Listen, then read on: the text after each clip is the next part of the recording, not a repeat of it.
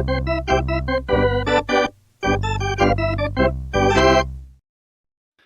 right, Chaz, let's get right to it. They're a first-place team.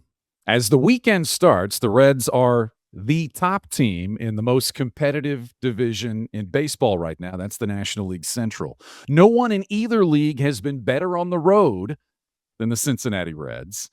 They have two of the most productive offensive players in the National League in the middle of the lineup. They've got one of the best bullpens in the league. And yet Fangraphs currently has the Reds' playoff chances at 28%, well behind every other team in the National League Central except for the St. Louis Cardinals. I'm not delusional. I get it. I know it's April. But does 28% seem low to you? Of course it does. I would expect that probably a part of that is strength of schedule. And while the Twins were in first place, while the Rays were in first place, I think the Twins are going to end up being not a good team and the Rays are going to end up being middle of the pack. So they might not get as much credit as they could deserve for the victories that they just got over the last 6 days. I still like a lot about this team. I think the pitching staff's really good and is still ascending. I just believe that McLean's going to be good. Steer's going to be good. Stevenson's going to be good when you look at the production that they end this season with. There's some questions. We'll hit on those. We'll continue to discuss those. Some depth concerns, some pitching woes, not some pitching woes, but some pitching questions. To use that word again. Uncertainties. There you go. But overall, I think there's a lot to like about this team. 28%, though, for the Reds right now. For context, Fangraphs has the Pirates' chances at 60%, just behind the Cubs. But, you know, the most important percentage to consider at this point as we have this discussion is 15, as in we have only played 15% of the 162-game schedule. Welcome to Power Stacks, proud members of the Growler Podcast Network, proudly presented by Joseph Toyota of Cincinnati. You know, the season's underway in Cincinnati. You can feel it. The energy's there, the momentum, and the Reds have started to find their groove. The bats are waking up. The bullpen has settled in, and the chemistry is building one game at a time. It's what April baseball is all about. But while the team on the field is still dialing it in, there's one team that doesn't need a warm-up period. At Joseph Toyota, it's opening day every day. No slumps, no streaky performances, just a lineup of seasoned pros bringing their A game from the first customer to the last. So whether you're buying, trading, or just kicking the tires, this is a team at Joseph Toyota that's locked in, prepared, and ready to deliver a win every single time, because in this game, consistency matters. And Joseph Toyota doesn't wait around to get hot. So as you're tuning into Power Stacks, watching the Reds come together this season, remember there's already a team in town that's playing championship-level ball every single day. It's Joseph Toyota, always in mid-season form, and we appreciate the support of our friends at Joseph Toyota. Coming up on the show, Red Jackets are in this weekend at Great American Ballpark as the Reds Hall of Fame welcomes 4 new members. Chaz, we've got Reggie Sanders on the show. We've got Aaron Harang on the show. And we've got the sage advice Sean Casey gave Harang about his Hall of Fame acceptance speech. That's on the way. Also, higher or lower? Chaz and I go full game show mode and kick some numbers around with where we think things are headed the rest of this season for your Cincinnati Reds. But first in the leadoff spot to kick things off. A couple of weeks ago, Chaz, the Reds had lost 4 out of 5 games. They answered that stretch by winning 7 of 9 games, which included a 5-1 road trip. Notable on that trip because it seems like, or it feels like, the Reds finally broke the seal a little bit offensively. Who did you have your eye on that trip in terms of players that needed some help, that needed to break out offensively? I think the one I'm buying the most is Spencer Steer. We've seen stretches from Spencer, NL Player of the Week, goes on a month where he picks up the offense to a significant degree. He does kind of have a sneaky ability to get really, really hot. Like the temperature he reaches is relatively high. And I'm seeing good things from him, including like there was a high fastball he drove the other day, which usually that's more of a hole in his swing. But his ability to homer off that pitch was a really encouraging sign to me about him. Steer to me feels very locked in, like the next Red who's going to get going around Ellie and Sal who need more help. And you can make the case for Dane Myers or TJ Friedel or Reese Hines. You know, Brian Hayes had his moment. They all had moments on this road trip, and that was very valuable. There are different degrees to which you could buy into all of that, but we'll talk about this more in the buy or sell or the higher or lower segment. But I'm definitely buying what I'm seeing from Spencer Steer.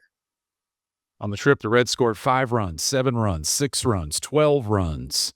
They finished up with a loss to Tampa on Wednesday, but they hit Great American Ballpark this weekend to face the Tigers. 6 more games at home. It's Detroit and it's Colorado, but it starts on Friday against the Tigers. And this is also, Chaz, Hall of Fame induction weekend in Cincinnati. There are things that we always talk about with this franchise and this city that they do well. Opening day certainly is top of that list. But in terms of honoring greatness from the past, honoring past great teams and great players, I haven't been a ton of places, but I think the Reds and the Reds Hall of Fame do this ceremony, this weekend, these moments as well, I think, as anybody else in baseball. Have you enjoyed these in the past? Because this is always one of my favorites. I'm especially looking forward to this one because, you know, you have certain pockets of Reds history that are so hyper fixated on, deservedly so, the highlights in the history of the organization. But I really enjoy and I really appreciate learning about kind of some other impressive moments that maybe don't get quite the same level of recognition in hindsight. And so you look at this class, of course, you got Lou Piniella, the manager of the 1990 team.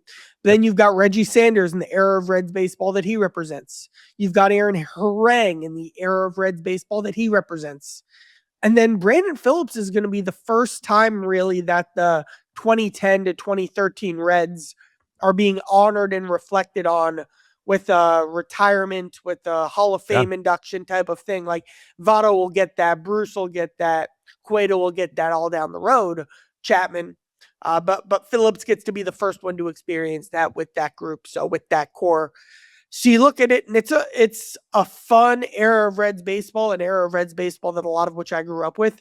That's kind of at the forefront of the conversation this week. 4 new Reds jackets on the field this weekend. And there's something every day, Friday, Saturday, Sunday. So to kick off the Power Stacks Hall of Fame edition, let's do this. Let's start with Reggie Sanders, 1991 to 1998. And he just had a massive season, Chaz, in 1995. Helped the Reds win the division, swept the Dodgers in the playoffs. He was an all-star that season. On a good team, he was the best player. On a really good team, he was the best player. Hit 306, 28 home runs, drove in 99, and stole 36 bases that season. So let's start there because Reggie Sanders was nice enough to join the show and speak with us in advance of Hall of Fame weekend in Cincinnati. And this trip inside the Reds clubhouse, in this case, the Reds clubhouse in the mid-1990s, is brought to you by the advertising suite from RNA Marketing. You know, you've seen their work firsthand, RNA Marketing, because they're the architects behind the Growler website and longtime supporters of the Growler. But just like Power Stacks has joined the Growler network, RNA Marketing is growing their own network to better serve your business, and they're doing that with the advertising suite. It's a dedicated service network designed to take your brand's digital strategy and ad performance to the next level. So if you want your business to have a professional edge and a technical precision that you know you need to succeed, you need this team to build it. Go to theadvertisingsuite.com and check them out today and see how they can help grow your brand. That's the advertisingsuite.com. Now, our conversation, Chaz, with new Reds Hall of Famer Reggie Sanders. All right, first of all, Reggie Sanders, congratulations. Welcome to Power Stacks. I love the hat. We have to say, wait, we have to acknowledge the hat first, but let me start you with let me start with just the obvious. What does this mean to you? Reds Hall of Fame being inducted this weekend. What does that mean? Wow. Well, City Connect number one. So I'm representing, and yeah, it's humbling. I emotionally and physically, it's hard to conceptualize, but I am humbled. I am honored. I am constantly reminded of the village that it took for me to get to this moment. And I think about my mom and my dad and my brother. I think about my college coach. I think about my scout that signed me. I think about the impact that some of the legends that are in the Reds Hall of Fame have had a major impact on me as well. So it's just a multitude of just gratitude all the way around. You played for 8 teams. What was the most unique thing about the Reds as an organization? Well, it was the genesis of my career, being in the minor league system, in the Reds organization, and then the impact, that organization was able to develop me and give me the opportunity to be a professional in the major leagues, and then getting that first phone call from Jim Bowden, and then the first person I called, I don't even remember telling Jim Bowden thank you. I just hung up the phone so fast. They called my mom, and so just remembering that moment as well. And so also the people, right? When I was there for in the organization for 8 years, it was very difficult for me to leave because I love the people so much. And so yeah, it's just a culmination of a lot of things. Reggie, I think teams are lucky if they have, one or two players that kind of have the it factor, the cool factor. The Reds right now have Ellie De La Cruz. One of your Hall of Fame inductees, your fellow inductees, Brandon Phillips was that guy for a while. But it seems like those teams in the mid 90s, you guys had some dudes. I mean, you had Yeah. personalities on that team and a coolness to those teams. What were your memories or your favorite memories of some of those teams and some of your former teammates? Yeah, yeah, well said. I think about when you said it that way, it kind of just remind me of just the people that have done it before you, right? And so you want it to be a team, an organization that's stewarded for the people that have done it for you. And so when I think of the '90s and that particular team and all the players that we had, in '90, they won the World Series. '91 is when I got called up, and so the chemistry, the swagger, if you will, was really almost it was already there because they came off of that World Series at that time. And so with me coming in, a part of that engine that was already established, it was just like a a hand in glove, for me. And I just needed to go out and just do what I needed to do, right? And so yeah, so I think that spirit was already there before I got in there. You had a terrific 1994 season, but then 1995, you were almost twice as good. What was the difference for you making that leap in 1995, and how'd you do it?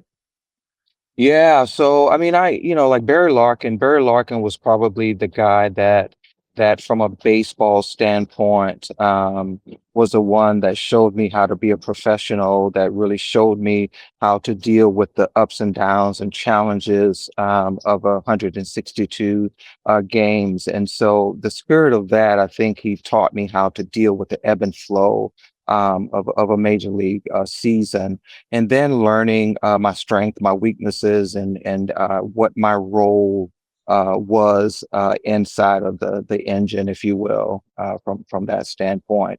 But I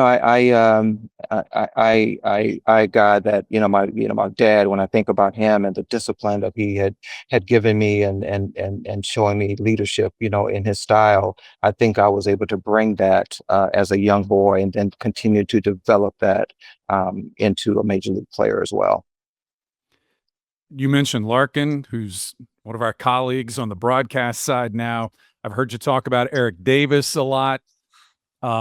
when you look back on some of those guys, Glenn Bragg is someone you've spoken about before.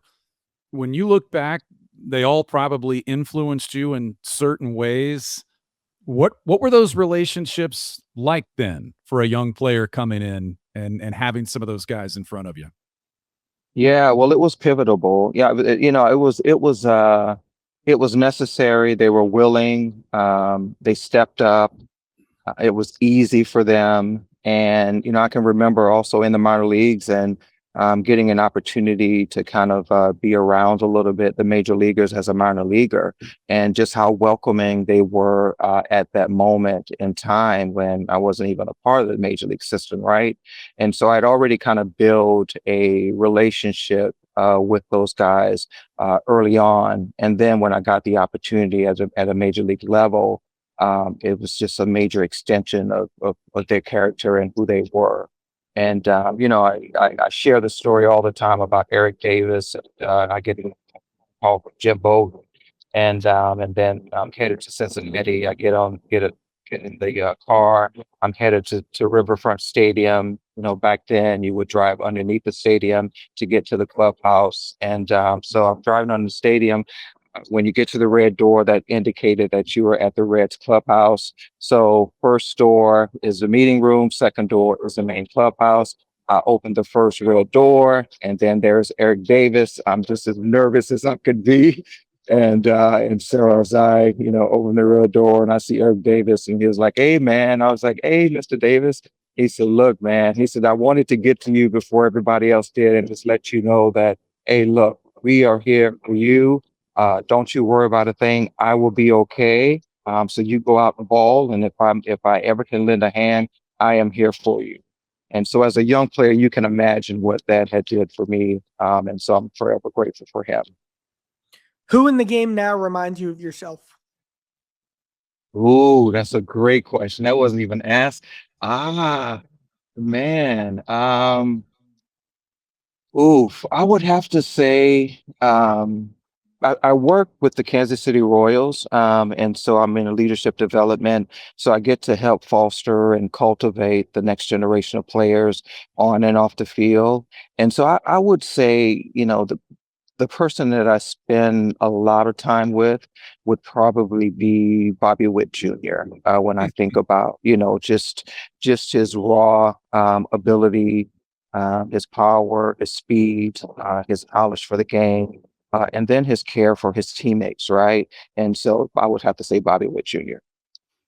Well, he's a long way away right now, but maybe the 300 club, maybe you can help guide him into that elite club that you're in, 300 home runs, 300 stolen bases in your career. How much have you been back, and what do you think it'll feel like to be back in Cincinnati around some of those greats that you played with, that you looked up to before you got there? Will it be different to be back in this capacity, do you think? Well, I am going to enjoy the moment. I understand how great of a moment this is. I get to share it with my kids, my wife, my mom. My dad has passed away, so I definitely regret that. I get to with friends, with coaches, and all of that. So I am just so grateful that I get an opportunity to come back in this capacity. But also too, I can't wait to meet new friends, see old faces, and then also too to be connected with Res Nation all over again, which is probably one of the best, um, you know, fans in the world. And so I'm just so grateful and honored just to be back, and I can't wait for that to happen. We're looking forward to seeing you. You got anything you're looking to see anything you're looking forward to seeing around town? Any place you're looking forward to eating? I don't know how much you've been to Yeah. Cincinnati since you got traded. But what are you looking forward to in the city? Well, always the safe. Oh, do you guys, is Montgomery Inn still around? Oh, yeah. Very much. Okay, so Montgomery Inn, we got to get Grater's ice cream, and then Skyline Chili. So we're all going to take all those in. You just checked all the boxes. You checked all the boxes. Uh, Final thing, you get to give a speech Will your speech be written out? Will you just speak off the cuff from the heart? Different guys do it different ways.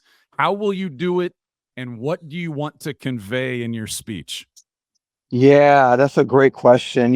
I've been kind of toying with this. I did write something out, but I'm a guy that speaks from the heart. I can have some bullet points in regards to what I want to say. So it will be mostly where I'm speaking real time and not reading a script. I know the script, so I'll be okay. But yeah, I'm just going to be I'm a free flow with it, but be well organized. But then what I'm going to really talk about, I'm just going to talk about the people that have impacted me and have gotten me to this point. Perfect. Hey, Reg, we can't wait to see you at the ballpark. I hope you soak it all up and enjoy this weekend. Thanks for giving us some time here, and congratulations again on a great honor, man. Thank you, brother. Congratulations. Hey, all right. Thank you, guys. I'll see you guys soon.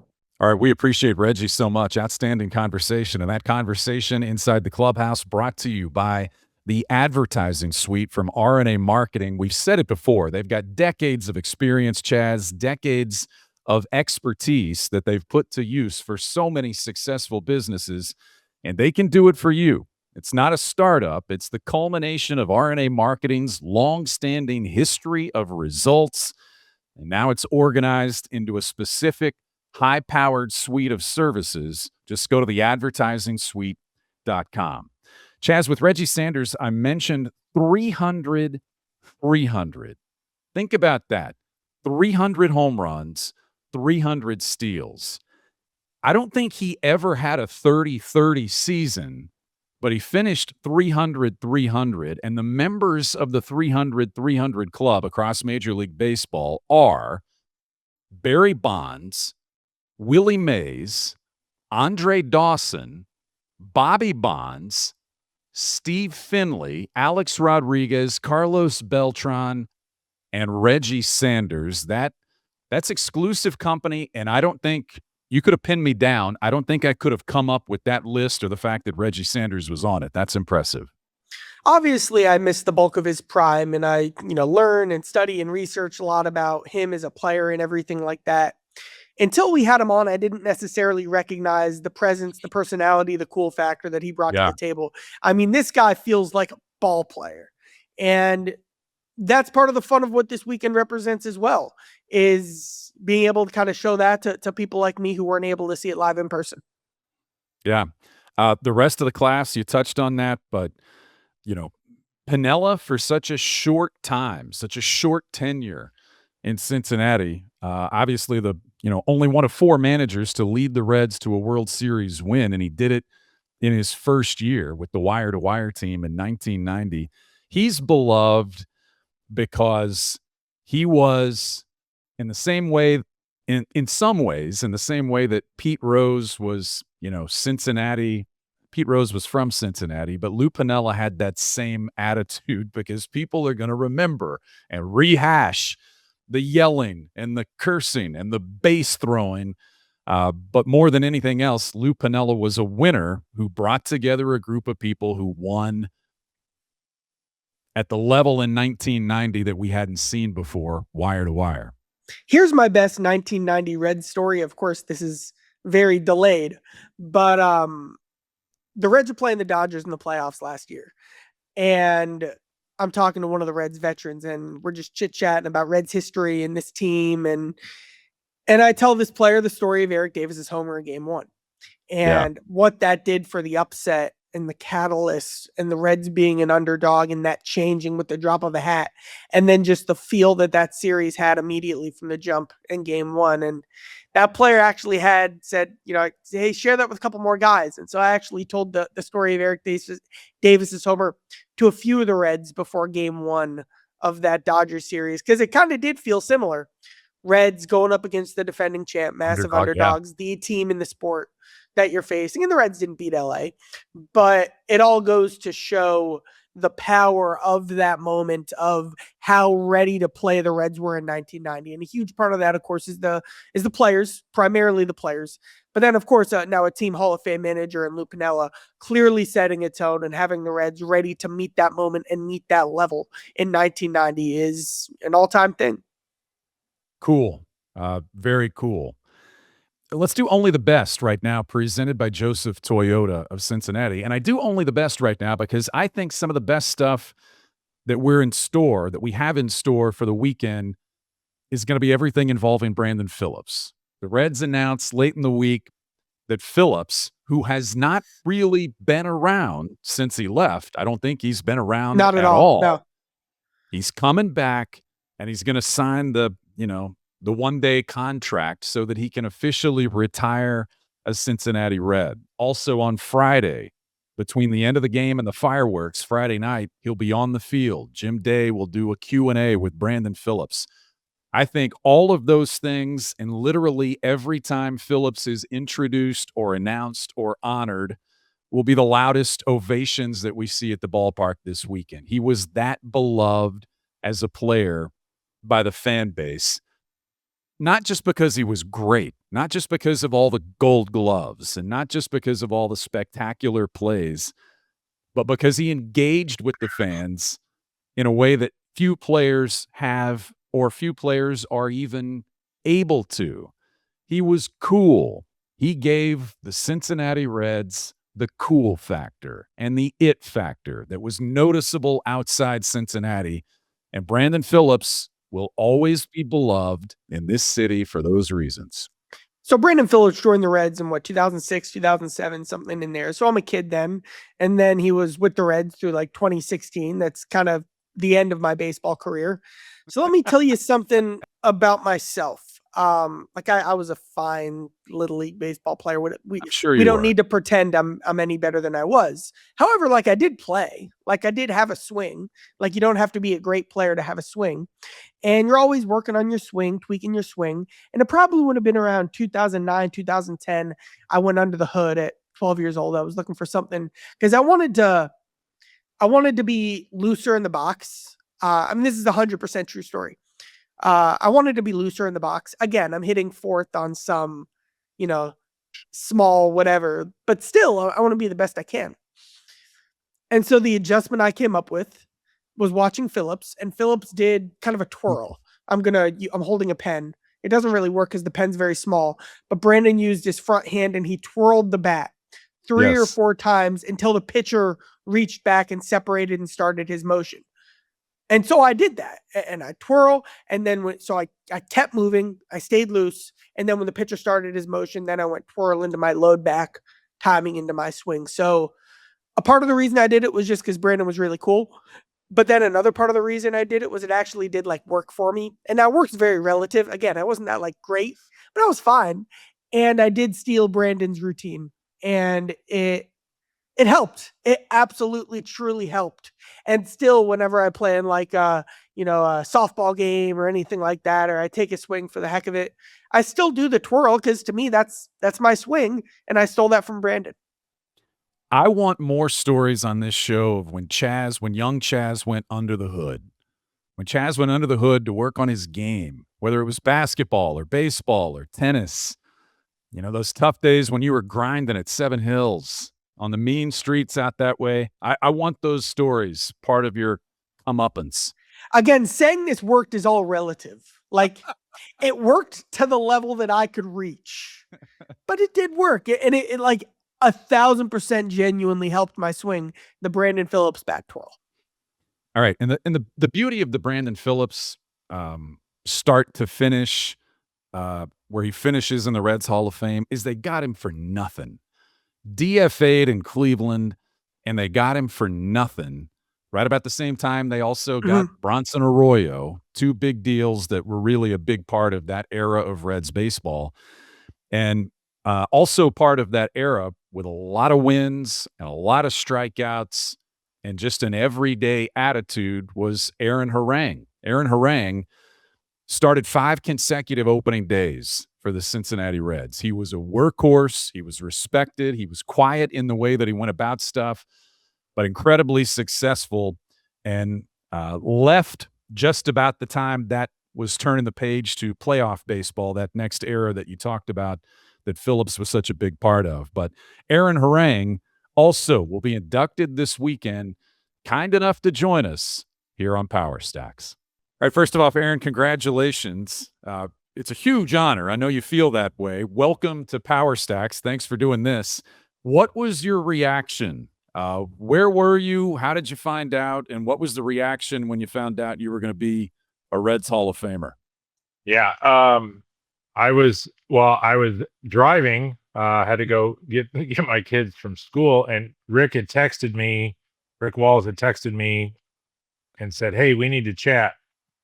And it's not about fantasy camp, because obviously fantasy camp's in January. So Yeah. he said, "It's not about fantasy camp, but we need to talk." I said, "Okay, I'll be home at this time." So got home, was waiting for him to call me, and my kids were around. They were all in the living room, and Jen was in the background, and he got on and said, "Hey, just wanted to tell you you've been inducted into the Reds Hall of Fame this year." And my kids went crazy. They were like, "We're going to be quiet. We're going to celebrate and be quiet." So they were in the background, totally screaming in silence. It was great. I wish I had recorded it when they did it, because it was really funny. When you look back at your Reds career, what are the first things that come to mind? Just the amazing people there in Cincinnati were, they made you feel at home. And, so it made it easier to go to work, go to the field every day, because you knew you were playing for the fans. And, we had some good group of guys, rolling in and out there, and it was a harder period at that point, because it was a rebuild. So there was a lot of revolving door of players, but, the guys that came through there and the guys that were there when I got there were awesome. They were awesome to me. Casey and Graves and Dunner and Griff. And, I didn't know what to expect when I got there.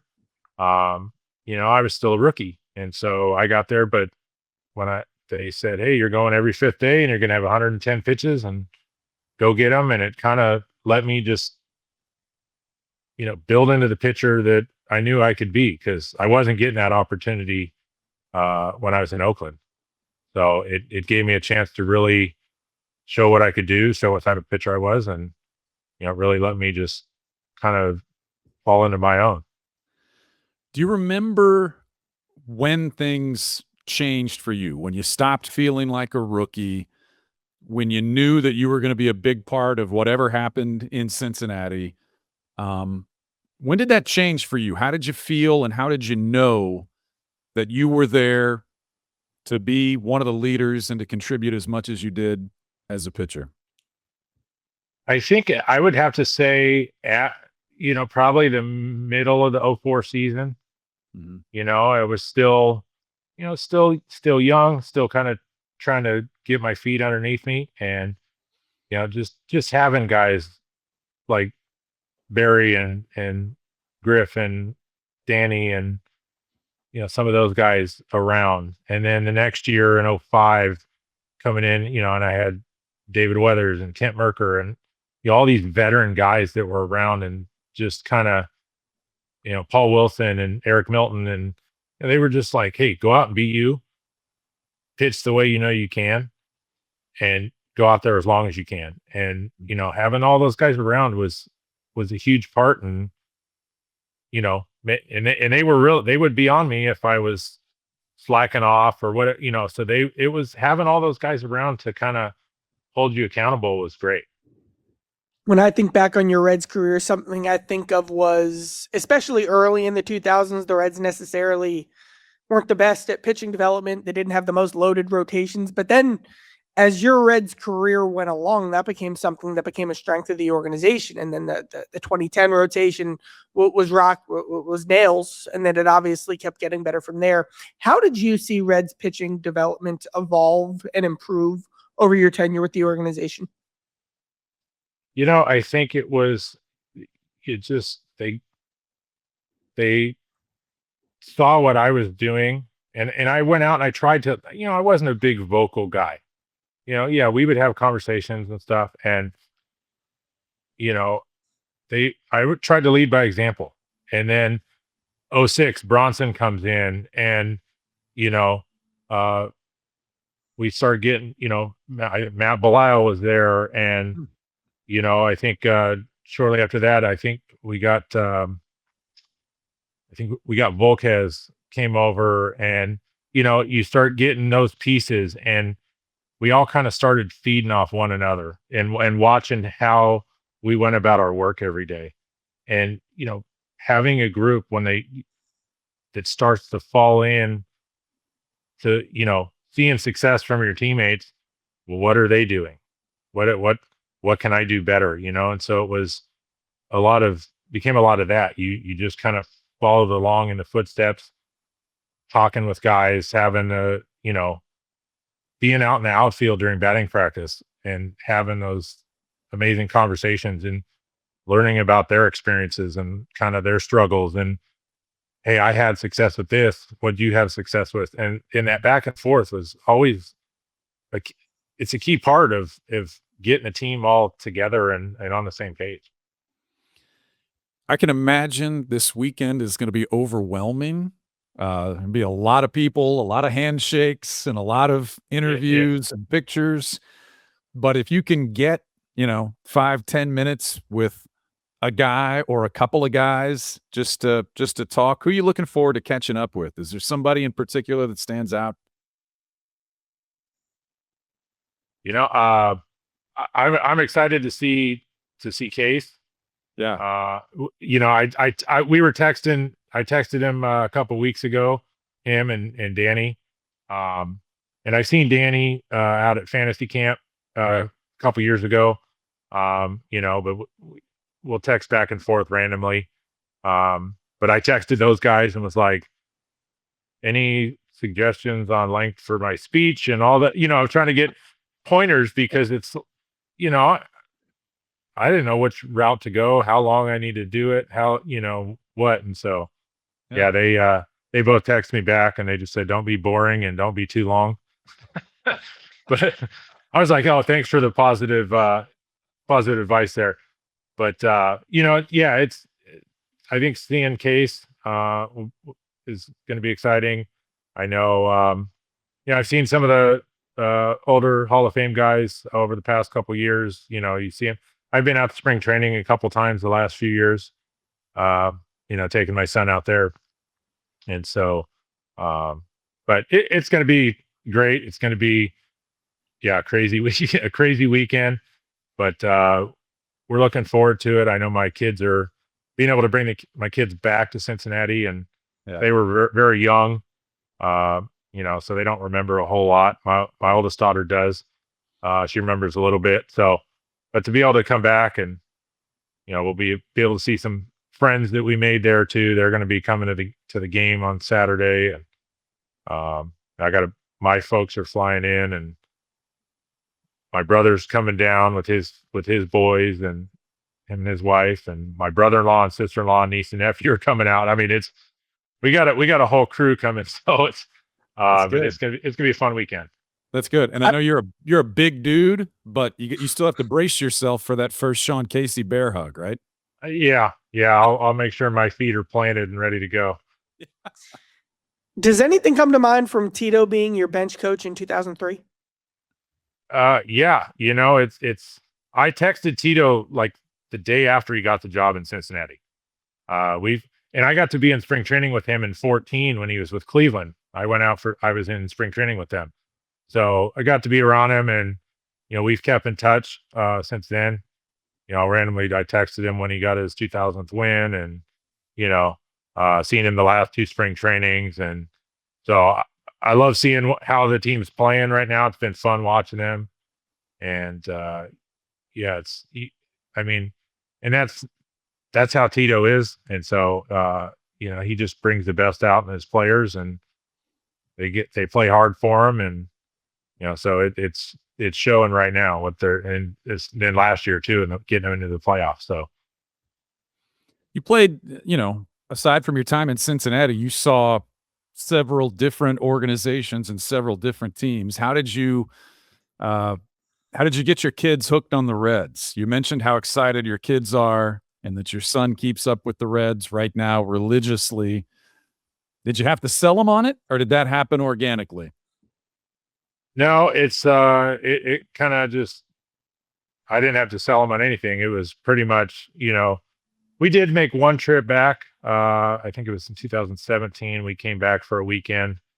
And obviously the twins were still young, but they were into it. And my son's really, really gotten diehard into the baseball stuff the past few years. So, and obviously I got so much Red stuff around my office, and still have a bunch of my bobbleheads.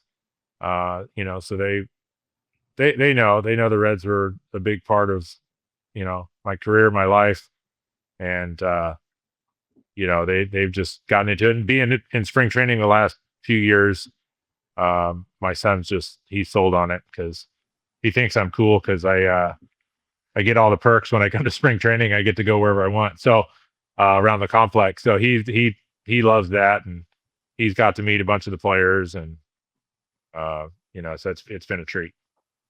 Who's your favorite pitcher on the team? Ooh, gosh, they're all. I watched Ladola. I'm kind of missing him. I'm waiting for him to come back. Obviously Hunter as well.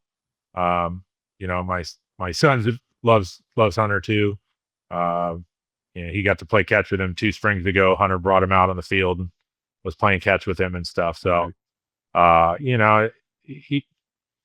it's fun to watch all of them throw. They're all throwing well right now, and it's just been a good time to be a Reds fan and watching the way the team's clicking. So the Reds have some players right now. We talked to Reggie Sanders about this too. The Reds have some it guys. Ellie De La Cruz certainly jumps to the top of the list for this year's group. One of your fellow inductees played behind you a lot, in Brandon Phillips. Yeah. Tell me about sharing not only those times on the field, but the times before games and getting ready and having Brandon Phillips running around in your ear. Yeah. It was hard to be in a bad mood around him, because he always had a smile on his face, especially on the field. He was always about joking around and just kind of keeping everybody loose. And, the team fed off of that. They'd see him. Even if he'd make a bad play, he'd still come up. He'd be in a good mood and get a big hit, and, just kind of keep him fired up. And so, yeah, it's a treat to get to go in with him, and getting to go in with Reggie and with Lou. To go in with, if you got to pick any 4 guys to go in with, it's a good group to go in with. So I'm excited about it. Well, so are we. Yeah. It's gonna be a fun weekend. I've been watching on Instagram and seeing all the Reds Museum feeds and stuff, and my kids are following it, and they love watching it. They're always sending me stuff online. So we're looking forward to getting back there, and I'm interested to see around the ballpark. That stuff was just starting to get built the last time we were there. And so, I've seen the videos from opening day, and, in the streets right there, off of Joe Nuxhall Way, and just all the bars and restaurants. And it's a vibe, and we're looking forward to getting back there and seeing that. 'Cause that was all, dirt and parking lot when I was there. So we got some of our friends were like, oh, there's some great places to eat down there and hang out. So we're looking forward to it. Yeah, and the funny thing is, not only the Banks wasn't there, but you made all those opening day starts, so you never really got to soak in, I guess, as much of the deep Cincinnati opening day passion. And I think you'll probably feel some of that Hall of Fame weekend. You were working all those other days, so you can enjoy it this weekend. I didn't get the opening day holiday that everybody else got in Cincinnati. I had to work. So, right. I'm looking forward to it. It's going to be exciting time. And, even even all the rest of my family, my parents, my brother, my brother-in-law had been out there before. We're telling them and sending them pictures and stuff like, hey, this is what it's like now. And I mean, they're all jacked to come too. So it's going to be a fun weekend for us, and going to be a lot to take in, but it's going to be an exciting time. Last thing, I know you're not going to be boring in your speech and probably not long. But what do you want to say? Is there a general theme for what you want to get across when you accept an honor like that and get to speak to Reds country and the entire organization? I mean, the biggest thing is just the passion and the love for this Reds team and this organization in that area is, I mean, beyond. And eventually I want to get back for an opening day and get to see what the parade's about and do it. I only get to see it on video. And I saw some of the video and some drone highlights and stuff from it this year. I was like, man, that looks like an amazing time. And but yeah, the love and the passion that the fans have for their Reds is above and beyond. And my goal to go out there every fifth day was to give the Reds a chance to win and give the fans something to celebrate. Great, man. Well deserved. Thanks again for the time for this, and we look forward to seeing you at the ballpark. Congratulations. Thanks, guys. Yeah, appreciate it, and we're looking forward to it. All right, so we have all this to look forward to, Chaz, at the weekend. The acceptance speeches, all that happens on Saturday. There's the big shindig on Sunday that the team and a lot of other folks will be a part of. But I love the Reds Hall of Fame. I love what Rick Walls does there. We appreciate Rick and his help in helping us land Reggie Sanders and Aaron Harang for the podcast. But our thanks to Reggie Sanders and Aaron Harang, who's top 10 all-time for the Reds franchise in career strikeouts. And I look forward to seeing those guys coming up this weekend at Great American Ballpark. All right, it's time now to go inside Charlie's notebook. And the notebook this week, Chaz, is full of numbers. I'm not a numbers guy by any stretch of the word. Math has been a lifelong struggle in the Giesenslaw household. I was a big part of that, man. Anything I could do to just get by with the math that I had to have, I did that. But our numbers game, I'm going to keep it simple. And we're playing the old game show version of high-low. We're each going to give 3 numbers, statistical numbers pertaining to the Reds. I'll give you 3, you give me 3, and we're going to play higher or lower as to where we expect those numbers to go by the end of the season. So why don't we alternate? I mean, just to keep it fresh, why don't we alternate? So I'll start. I'm going to give you this number, and you say higher or lower and why. Sal Stewart, I'm going to set 100 RBI, higher or lower? I'm going to go with higher. More of that being a reflection on, I just think TJ's still going to get on base. Yeah. And I believe in Matt. Like, this is more about them than anything else I'm seeing right now. I think Sal's just going to keep being Sal. He adjusts his swing. He's so comfortable in run producing situations. He's going to get his. He's going to get hits. But the RBI specifically would be more about Friedel and McLean. And while I have some concerns about Friedel, again, I still think he'll get on enough. And I think McLean's going to be good this summer. I just believe that. And so I'm going to go with higher. Okay, you're up. Your turn. I went with a slightly different bend. I went with, here are numbers that guys have right now that are percentages. And Okay. so will this trend continue or will it not? Will the number go up or will it go down? Okay. This is in the weeds, and this is my only in the weeds one, but I think it's really interesting. It's really fun. I would expect that a lot of our listeners don't know what barrel rate is, and that's fine. That's cool. Let me explain it real quick. You know how, you're sitting at the game with your friend and someone has a nice swing and you go, man, he really barreled that up. Yeah. How often you do that is your barrel rate. And there are numbers that they've come up with that determine whether or not you actually barrel the ball. And like Joey Votto is the first person who alerted me to the barrel rate stat as being really important. It sums up how much power are you actually really hitting for, even taking out the results. So the Reds haven't hit yet. We've all talked about that. But their barrel rate is still top 10 percentage in the league. The balls aren't dropping, but they're still smoking the ball. Their barrel rate is well above average at 10.5%. The league average is 8.3%. Brian, my question is, at 10.5%, will the Reds keep making this strong quality of contact, or will that crash back to earth while maybe some of the batted ball luck bounces up? Do you see that barrel rate going higher or lower? It's a good question. And this is one of the complexities of the Reds start right now, that they've started so well, winning games, and, early on didn't score a ton of runs. What's been expected from some of the Reds bats, and, people want to argue, Key Brian Hayes is not going to be a major offensive contributor to this team, but should his numbers be better than they are right now? Yes, I think so. So when you look at barrel rate for the entire team, I still believe, as you do, that this is going to be a good offensive team. Does everyone do it at the same time? While Elly De La Cruz and Sal Stewart have carried this team offensively in the first month of the season, they'll cool off.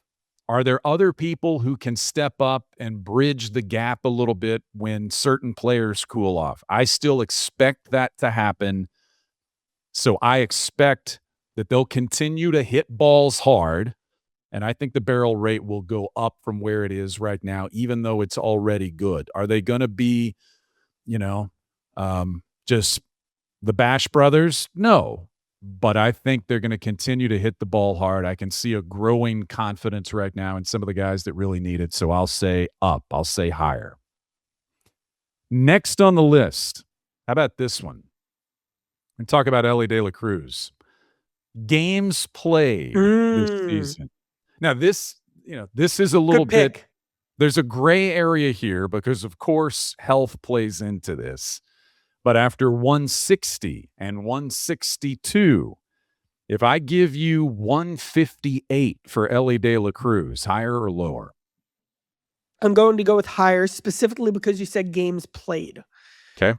I think they're still going to give him starts off. Like, I know it hasn't happened yet. I think probably the biggest reason it hasn't happened is because he's playing well and he doesn't need it right now. I think my gut tells me he'll end up with around 155 starts if he stays healthy, which, we all hope and expect he does. But, you're always one hamstring or whatever tweak away from needing 3 days or needing 5 days or whatever here or there. I'm going to go with over, just because you said games played, but games started. I think there are scenarios where you could see him getting more days off as the season goes along. It is interesting. It's interesting. So we'll look at that. All right, you're up. Go ahead. Well, let's stay on Elly De La Cruz right now. Elly's on base percentage, it's 330 right now. It was 336 last year. It was 339 in 2024. League average is 322. And kind of the idea here is, I think we all think Elly is going to be really good. But do you think Elly is going to start selling out for more power and looking to slug more, especially from the right side of the plate now that he's hot there? Or do you think he keeps more of an on-base mindset like he tried to have last year? That was the big trend last year, is he prioritized getting on base more and cutting his strikeout rate down. He did. This year, maybe he can hit for more power, and that has an on-base impact in a negative way, but you'll take that certainly. Do you think his on-base percentage basically is going to be higher than it was last year, which is about the same as it was now, or lower than it is now than it was last year? I think De La Cruz right now, when I watch him play, I think you can already see a little bit more. And I know that most of us, what we're remembering about De La Cruz is the second half of last season, Elly De La Cruz, or late season Elly De La Cruz, when, as we've said before, he was hurt. He was not completely himself, and that influences a lot of what we think. But you're talking about season numbers. What I see when I watch him right now is I think he looks more relaxed. Yes, winning does that for everyone, but the preseason thought that extra pieces, impactful pieces in the Reds lineup would take pressure off of De La Cruz and allow him to play a bit more freely. I think that started to happen. And I think that's good. What you said about the power numbers, that's something to consider because, right now it looks like those are going to be there. I don't think he's going to be the, just try to hit line drives and hit singles and get on base as much as he was. So maybe I'm going to say that the on base goes down. I'm going to say it goes down.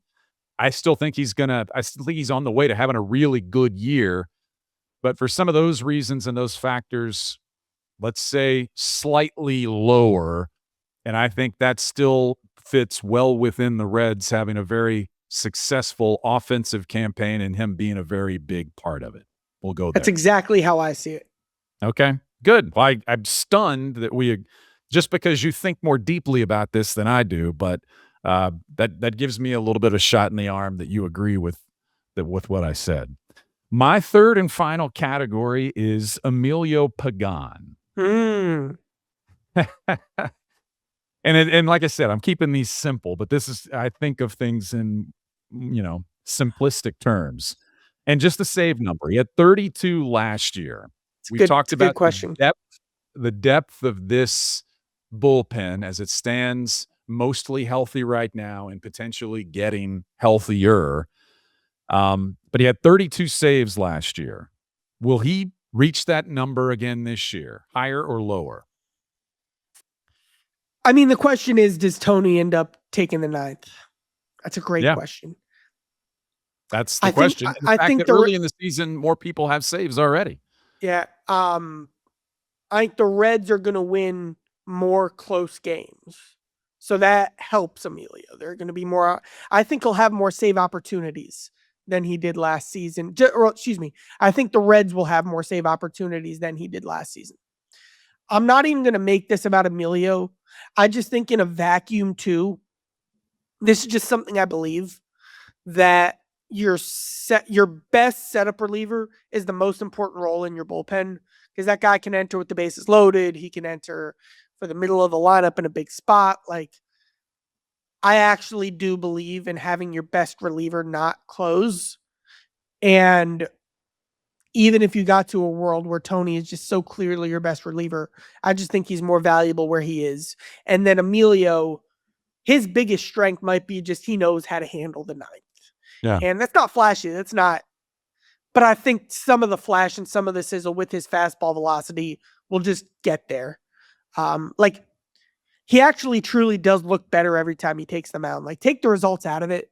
Like, the extension, the reach, the zip, the velocity are climbing. I feel positively about Pagan, so I'm going to go over there. Yeah. That's a good question. This was the toughest one. Yeah, I think the same thing. I think it'll be over. I mean, he's already got, as we talk here before the weekend starts, he's already got 6 because the Reds are winning. And even though they have more options that way, and even though he missed a few games, I think they're going to have options to win. And I think he's going to always be one of those options, and they're going to win some games. So we'll go there. All right, finish it up in higher or lower. Spencer Steers slugging percentage. Boy, that's a mouthful. Spencer Steers slugging percentage. 442 right now. Again, that is 442 right now. In 2023, it was 462. Last year, it was 411. Okay. Higher or lower from 442? Is he the guy he was in 2023, or is he fighting and not even that, just from a pure power perspective? How much do you think he's going to slug this year? How much do you think that he's going to be the middle of the order thump that he was in 2023, that he could be this year? Or is he just more of an on-base versatile guy? Where do you see Spencer going from a power perspective? I think Steer, if as he unlocks more of his offensive potential, I think it'll lean more towards power. Health, obviously, we're gonna throw that out about all of these discussions. But I think as he unlocks more of his offensive potential, I think he will lean more towards power. And I think he is in the process right now of figuring out how to unlock a little bit more of what he has consistently. So I think it's going to be back up by the end of the year. I think it's going to be back up more towards what it was in 2023. I think that's how he'll contribute to this team. I've always felt that way. What happened to him the last couple of years and dealing with the shoulder, I think it forced us to rethink some of that and examine it in a different context. But I think who he can be, as he continues to develop, would lean more towards that. So I would say more of the 2023 version. What do you think? I also think that like Spencer needs to lean more into power because it can be a part of his game. He's not a guy who's, walking up to the plate looking to be Eugenio Suarez. Right. But a bit more of that from a guy who is now a first baseman / corner outfielder, not primarily a corner outfielder, but like that profile is a guy you expect and kind of need more power out of. So because that's what Spencer needs to be, I could see him maybe trying to dip more into that bucket. Chaz, good idea. Let's do high-low again sometime. But this was a good exercise, and I liked it. I had fun as well. All right, so Chaz, that's it. Don't forget to bring your red jacket to the ballpark this weekend. Do you have a red sport coat? You know what? Like part of the impact for me of covering the Reds is it kind of has cut out a bold red button down or from your sport wardrobe coat from the wardrobe because he can't show up wearing red. So for that reason solely, I don't get to dabble in that whatever. Yeah, fashion. It's gonna be fun though. That's all right. It's gonna be fun. Hey, don't forget we heard from people via the email. When I encourage people, hey, help us grow Power Stacks, help us spread the word. I think that's starting to happen. Please do that. Offer it to somebody. Text someone a link and say, hey, these guys had these Hall of Famers on. Share with them and encourage them to check out the show. We hope you like it. We hope you will subscribe and join us on a regular basis as Power Stacks motors through the end of April and into the month of May, and keeps the closest eye on your Cincinnati Reds.